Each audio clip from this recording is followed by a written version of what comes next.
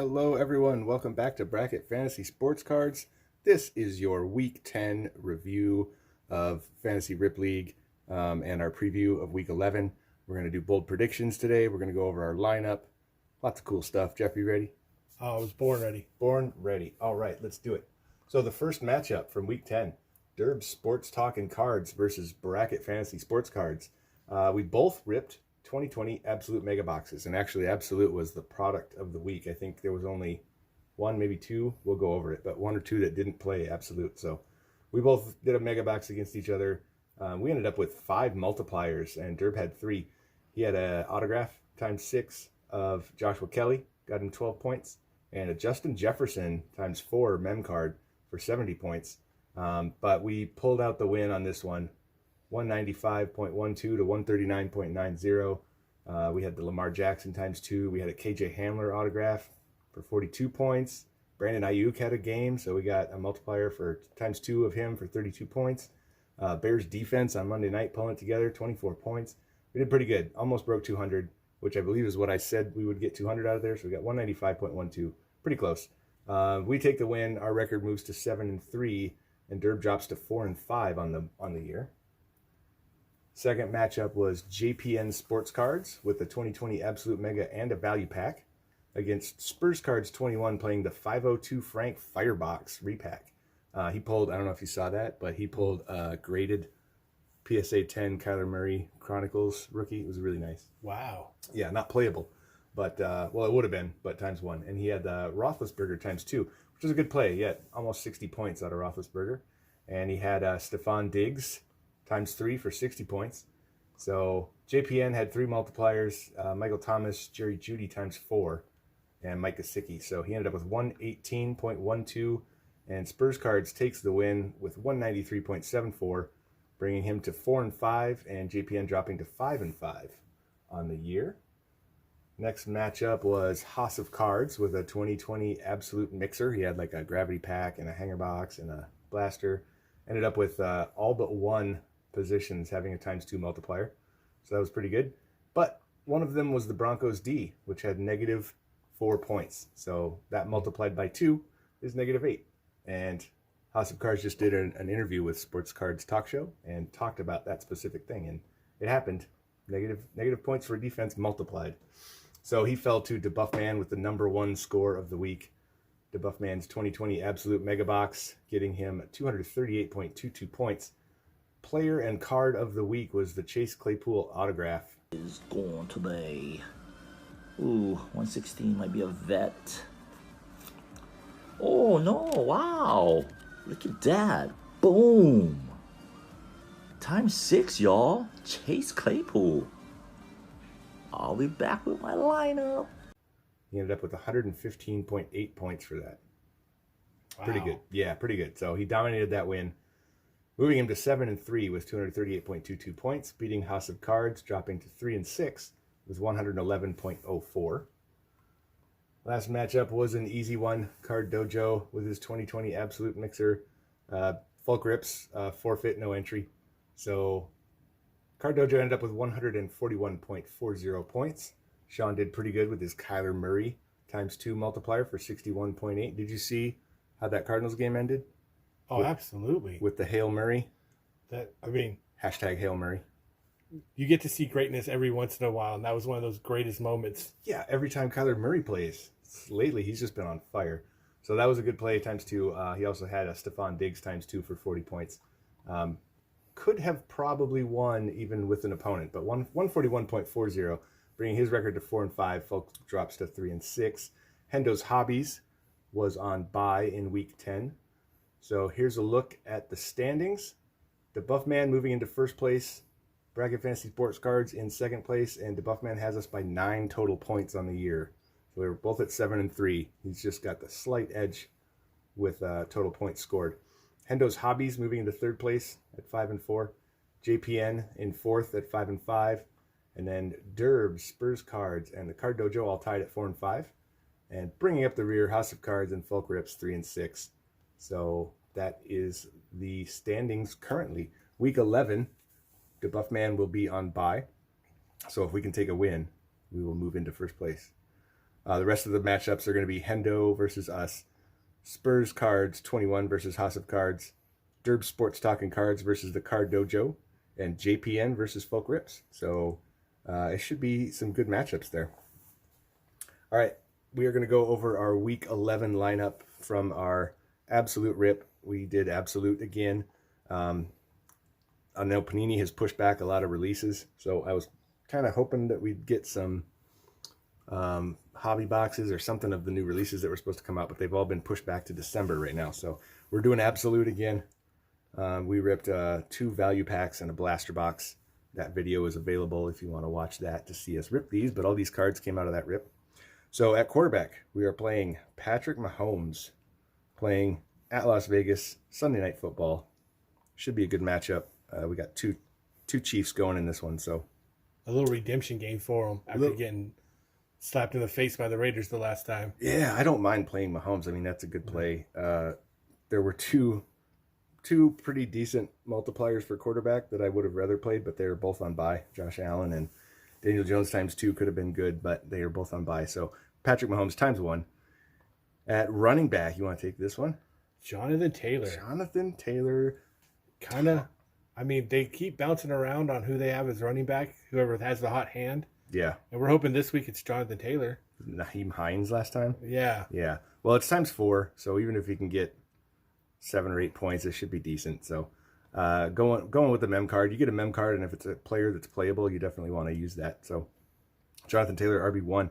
RB2, Dalvin Cook ×2, the green multiplier. Against the Cowboys defense, which is just bad.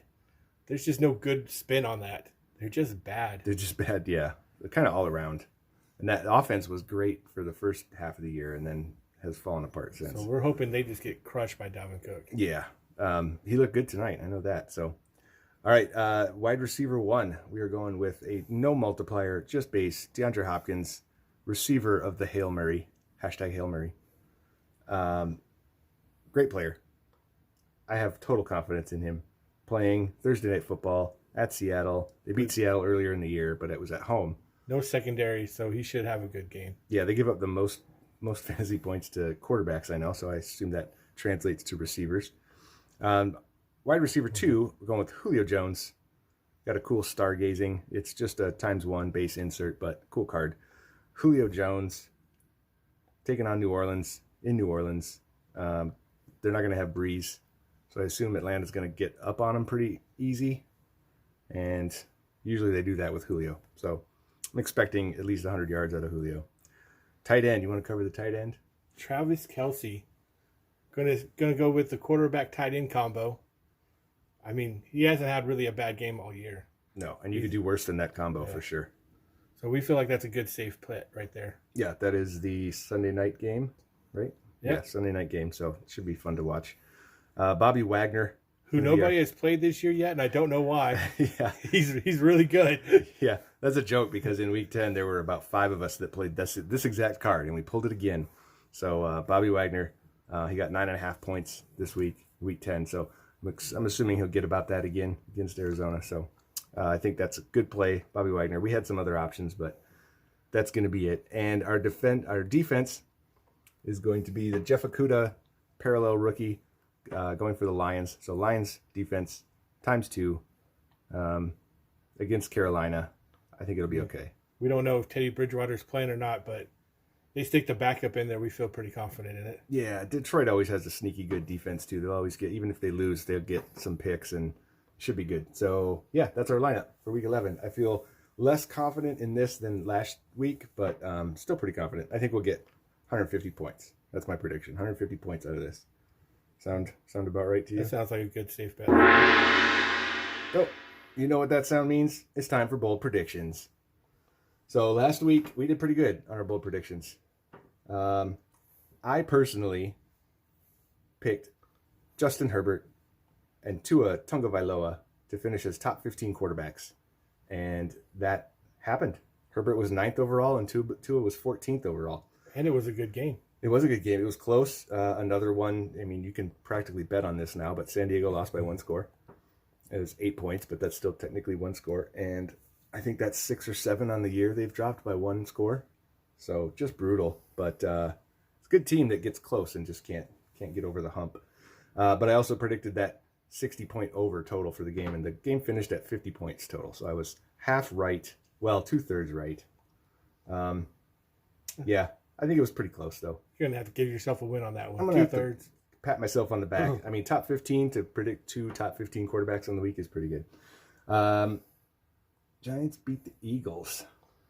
Yeah, and Daniel Jones finished as a top 15 quarterback. And it happened. Crazy prediction. Giants won 27-17 in that game, and Daniel Jones finished as the 8th overall quarterback, just ahead of Justin Herbert. So not bad. Killed it. Just Yeah. killed it. Yeah, we did good. We were, 3 out of 4 for that. That was our week. Yeah.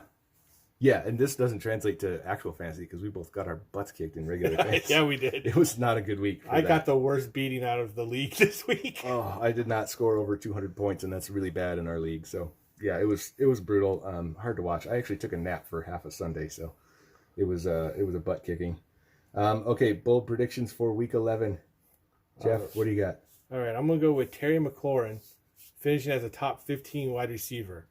Alex Smith, I think, is comfortable now. He's not having any problems with that knee, so he's going to come out and light it up a little bit.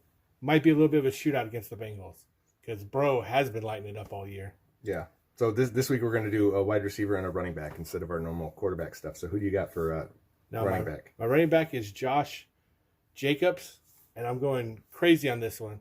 100-plus yards, 2 touchdowns against Kansas City. I think they're going to want to run the ball, keep Mahomes and that offense off the field, and he's going to have a good day. That's my 2 bold predictions right there. 100 yards and 2 touchdowns. It is bold, but I think, it's definitely possible. He could do that. He did that this week, didn't he? Yeah. Yeah. Let's do it back-to-back weeks, though. There you go. Okay, so mine is going to be, for running back, I'm picking Todd Gurley at New Orleans. Gets 100 yards and 1 touchdown. And then for my wide receiver, is kind of a stretch here. But I'm taking Mike Williams for the Chargers against the Jets. But I believe they're at home. 100 yards and 1 touchdown for Mike Williams. Which is totally doable. Depending on the day, he either has 12 yards or 140 yards. It's one or the other. It's a 50-50. Yeah, and so hopefully I just get that right. It's a coin flip, basically, at this point. So there are our bold predictions for Week 11. Go ahead and make your own bold predictions. It's a lot of fun. Do that in the comments, and we'll give you a shout-out if you happen to get one right. And I think that's all. Did we cover everything? Yeah, everything's good on our end. Okay, so just a reminder, everyone, Week 12 Fantasy Rip League Tournament of Tubers. That is coming. It'll be, by the time this is posted, it'll be next week. So you still have time to enter. November 25th is the deadline.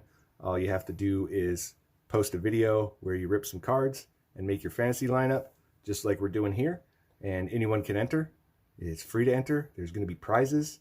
Lots of cool stuff. It's going to be a lot of fun. So if you want to enter, just go ahead and contact me on Instagram at bracket_FSC, or shoot me an email, bracketfsc@gmail.com.